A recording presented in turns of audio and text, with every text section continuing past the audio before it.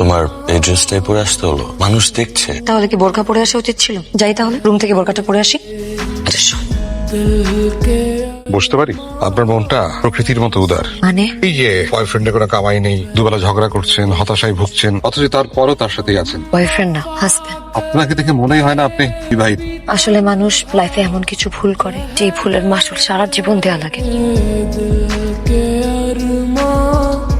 আপনার পারফিউমের স্মেলটা তো খুব সুন্দর, একদম নেশা ধরার মতো। নেশা কিন্তু খুব খারাপ। তো যে নেশা সুখ দেয়, আমি সেটাকে খারাপ মনে করি না। সুখ সে তো অচিন পাখি। আচ্ছা আমাকে দেখে আপনার কি মনে হয় বলুন তো, আমি কি সুখী মানুষ? হয়তো বা না। আমিও আপনার মতোই। জীবনে সঠিক সঙ্গী না পেলে জীবনটা কখনোই সুখের হয় না। আপনার নামটা জানতে পারি? রিমি হাসান। আমি মুস্তাক। আপনাকে আমি আগে কোথাও যেন দেখেছি, কোনো গ্যালারিতে হয়তো। ওই সুখটা কাকি আর কি। ও মাই গড, আপনি প্রফেসর মুস্তাক খান। ঘুমিয়ে পড়েছে।